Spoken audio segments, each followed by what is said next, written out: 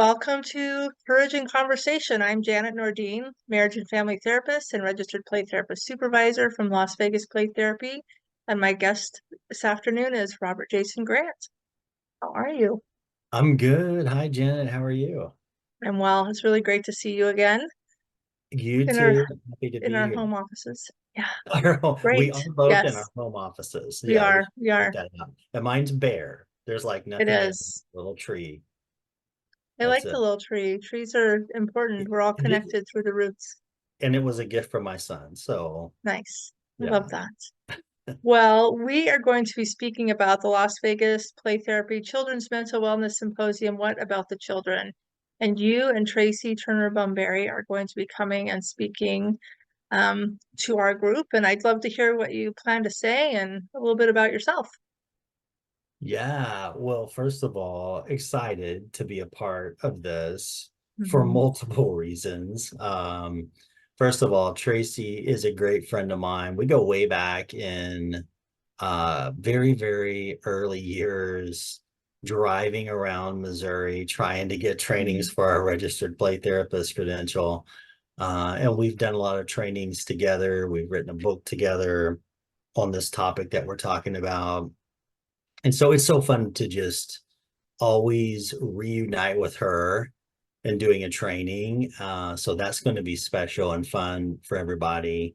Being in Vegas, I mean, You've been it here was, before, haven't you? I have. I trained in Vegas. I've played in Vegas. And I and for anybody watching this who gets, this video in front of them, um, and is thinking about coming, I am not a gambler at all. I'm Mm. not a partier. My neurodivergent self is not inclined to Yeah. those things, and I still can go to Vegas and have a really good time. There's so many Yay. things to do that are Yeah. cool to explore and do. So excited about the place, the training. There are some really good people at this conference. I mean, there's Yes. It's pretty Marshall, stacked. Alicia, Tammy. I mean, Yeah. it is stacked. These are people I would go see. So anyway, I have to throw all that Yeah. out there before I get to my Thank you. Thank you. because it's important to hear that because it's real. So I'm excited about it Yeah. uh, on multiple levels. But the thing that definitely excites me the most is the topic we're going to be Hmm. talking about, being neurodiversity affirming, the application, um, and the sort of counter to that, examining ableism and what that looks like really within ourselves Right. as child therapists and play therapists, because that's where it starts. Hmm. And really looking at how you can be neurodiversity affirming, what that means beyond Hmm. an understanding of the definition, but Right. an Right. actual internal transformation of yourself. Yeah. And then how that comes out in making sure that the work that you're doing with your neurodivergent kid clients is being done in a neurodiversity affirming way. Right. And I would imagine it would even involve how you feel differently, being affirming when you really have learned and you've like lead into, I'm going to be affirming for my clients, how you might feel as a person doing that. Yeah, I mean it's not a one-stop Correct. achievement. Yeah. It's an ongoing process, right? Like all Yes. diversity and Right. cultural, Humility. yes, cultural Mhm. humility. There it is. Yes, cultural humility trainings. It's the same kind of concept. It's ongoing Mhm. learning forever. But yeah, you definitely want to start with thinking about how you think and feel about neurodivergent people and how you examine where there's possible ableism in you. Right. And that certainly transforms you as a person. And then Yeah. that comes out naturally in the work that you're doing with your kid clients. Hmm. It's really about acceptance, isn't it? 100% Yeah. acceptance value. Yes. and even appreciation, right? Yeah. And Because celebration. building up the self-worth of the neurodivergent child Hmm.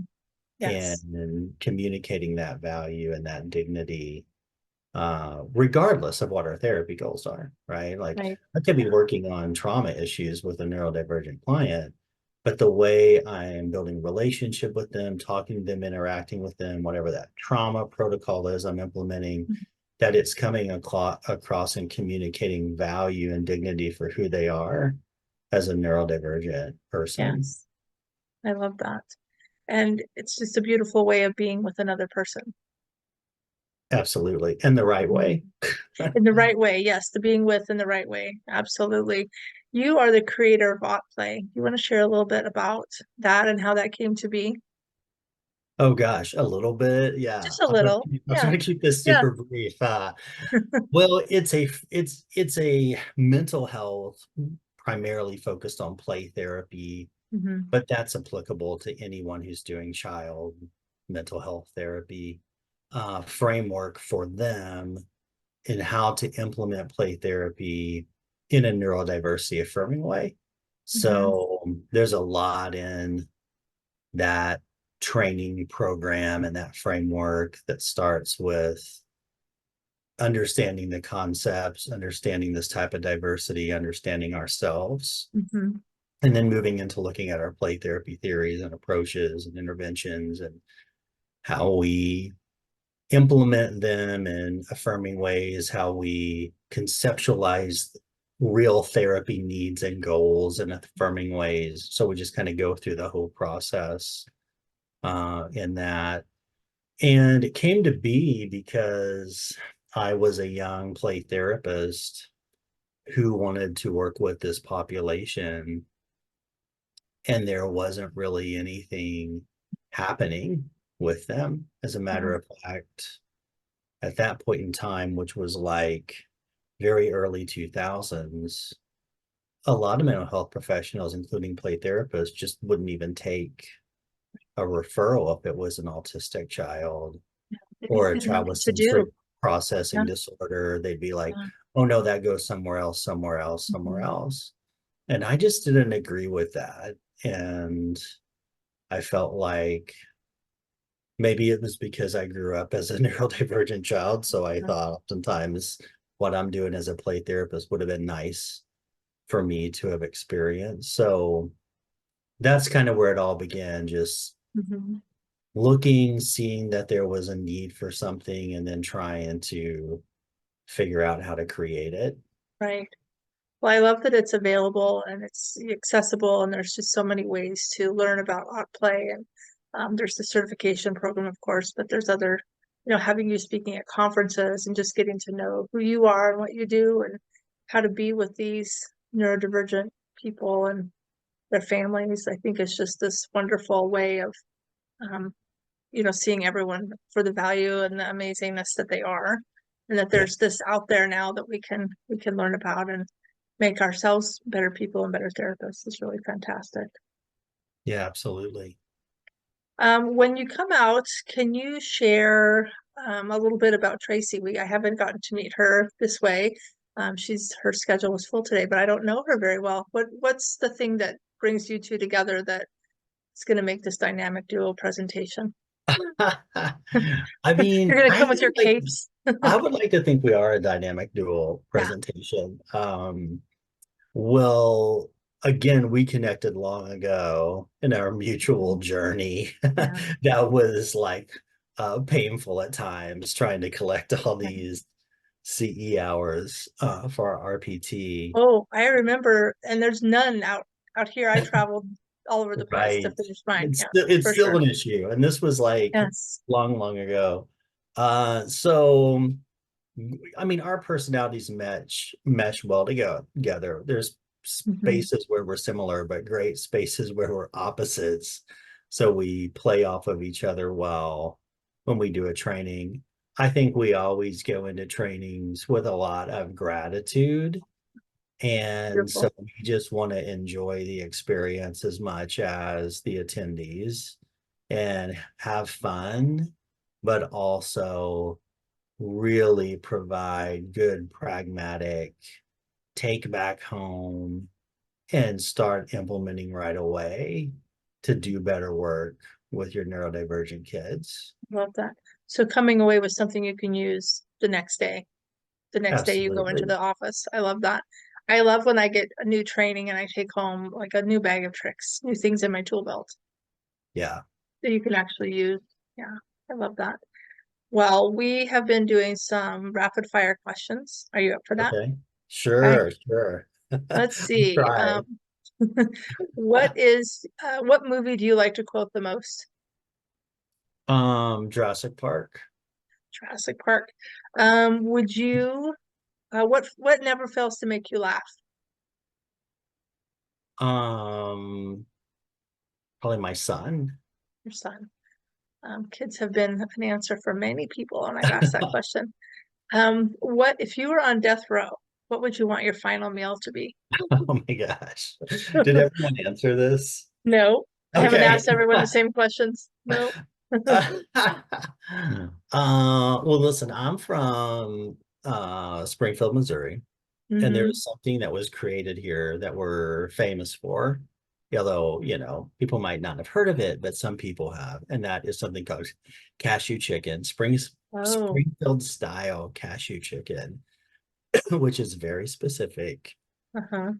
And if anybody's watching who knows that, they will know exactly what I'm talking about.